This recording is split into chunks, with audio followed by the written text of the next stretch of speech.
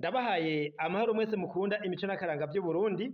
Izina ry'iwanje ni Felicien Bankunguka, mumenyere mu kiganiro Nyibutsa Akaranga gica ku muhora wa YouTube kuri Nyibutsa Akaranga TV. Uyu musi ikiganiro kiza gushimikira guki? Uyu musi ikiganiro gishimikira ku kwivuga amazina, ariko rero tuza kubashikiriza amazina ya Luciano Ndabadogomba wa hariya Intobwe, nk'uko tuyashikirizwa n'umukobwa wiwe Gatarina.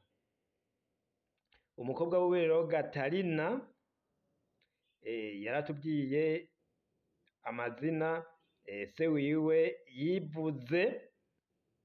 Mbe yayivuze ryari? Yivuze iki muri ayo mazina?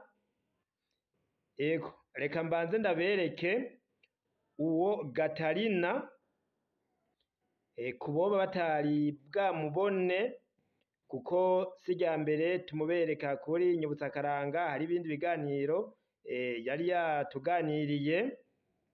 Reka rero murabe Gatarina yaduhaye iyo nkuru, duce tubandanya rero twumvirize akamaro ko kwivuga amazina, duce twumviriza n'ingene Luciano Ndabadogomba yivuze. Murakoze, ikaze ni gwanyu.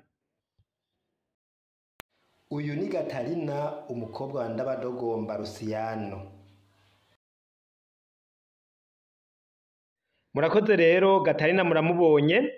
None tugaruke gatoyi imbere yuko tuza kumviriza amazina ya se wiwe Ndabadogomba Luciano yivuze. Amazina yari amaze iki? Ntituvuga vyinshi, kuko amazina umuntu yivuga amazina mu bihe bitandukanye. Aha rero tuza gutumbera kumvo yatumye Luciano Ndabadogomba yivuga amazina. Kimwe rero mu vyatuma umuntu yivuga amazina ni igihe yaba agabanye. Agabanye rero yarivuga amazina akishongora, ahaca bakumva yuko agabanye, akivuga uwamugabiye, bakumva ko uwo muntu yamugabiye ari umuntu w'ingirakamaro, akirata ico yarose, bakumva yuko ico yarose ari ingirakamaro. Urumva yuko umuntu yavuga mu mazina haba harimwo ivyumviro bitandukanye, haba harimwo gushima, gukenguruka, hakabamo kandi no gusubira gusaba kugira ngo sebuja azomwongere. Nuko rero tuje ku mazina ya Ndabadogomba Luciano. Hari uwaca yibaza ati mbega uwo Ndabadogomba Luciano yari uwahe? Ndabadogomba Luciano nk'uko tubiganirwa n'umukobwa we Gatarina, ni uwa hariya Intobwe muri komine ni Gitega, intara ni Gitega nyene. Aho hari hambere rero hakiri intwaro z'abaganwa, igihugu kiri ku ngoma y'abami.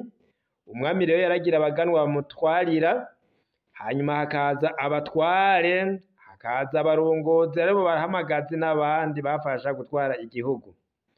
Ico gihe rero Ndabadogomba yaragabiwe inka n'umutware yitwa Mashakarugo, nk'uko tuvyiganirwa na Gatarina. Uwo Mashakarugo nawe yatwara he?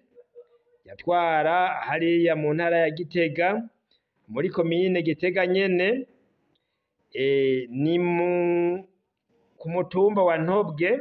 Yatwara ku mutumba wa Ntobwe, ni hafi y'igisagara ca Gitega. Ngo agatwara n'Igweza, agatwara Ibutamuheba, agatwara no mu Birohe. Aho hose ni mitumba yegereye gose igisagara ca Gitega. usanga ari mitumba ikikuje igisagara ca Gitega. Mu Birohe ni hafi cane, abegereye ku rutonde baca babona ko ku rutonde uba wamaze gushika mu gisagara ca Gitega.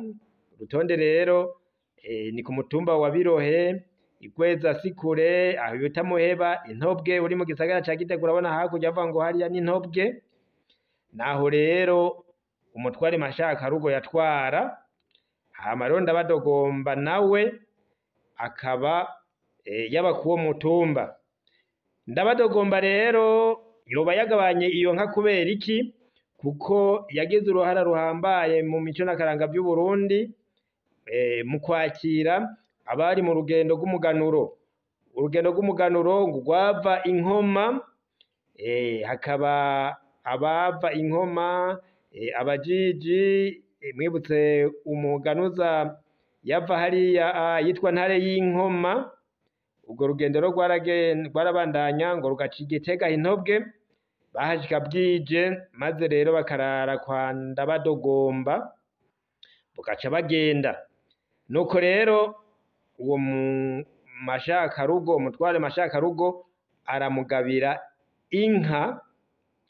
Amaze kumugabira iyo nka, Ndabadogomba yaciye ayita izina, ayita Mbabazi.